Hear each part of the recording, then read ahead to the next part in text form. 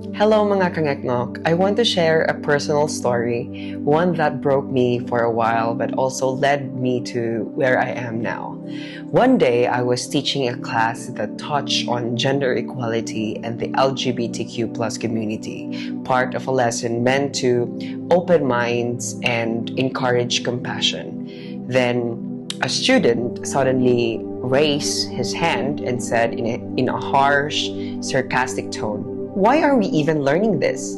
Why do we need to talk about LGBTQ stuff?"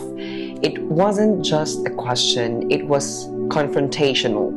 The kind of tone that makes the whole room tense.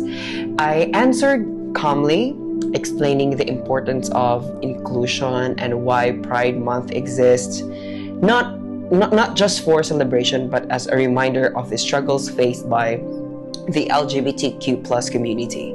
Even as I spoke, he kept murmuring, smirking, and making side comments. I could feel the judgment, the disrespect, and though I tried to keep my composure, something inside me broke. I ended the class 20 minutes early.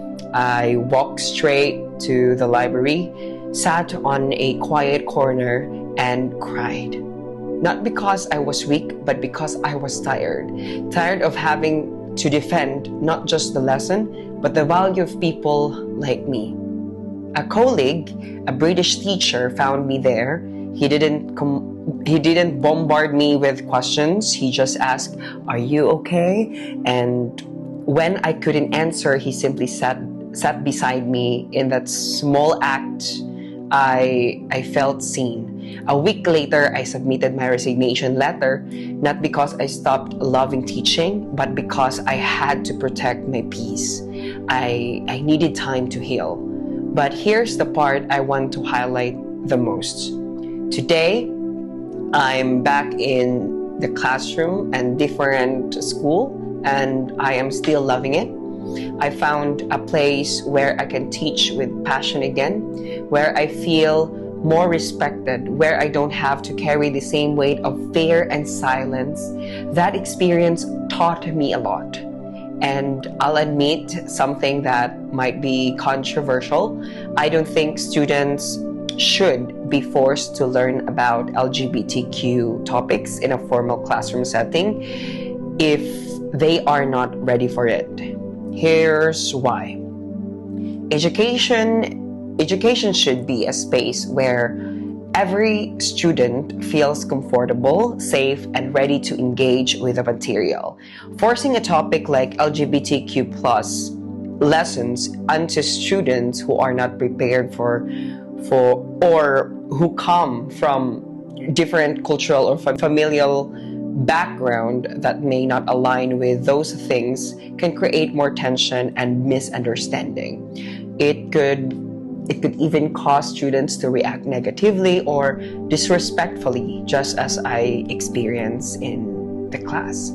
That's not to say these topics shouldn't be taught. They absolutely should be, but at the right time, in the right way, and with the right context. It should be done with sensitive care and understanding that students need to be taught to respect and understand the difference between people rather than simply having the topics forced on them.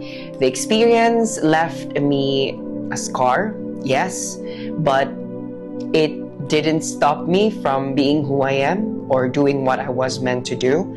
I still believe in education, I still believe in kindness, and I still believe that classrooms can be a place or places of healing, not just for learning. To anyone who's been hurt for standing in their truth, please know that the story doesn't end with the pain. Sometimes it leads you somewhere better, somewhere you can breathe again.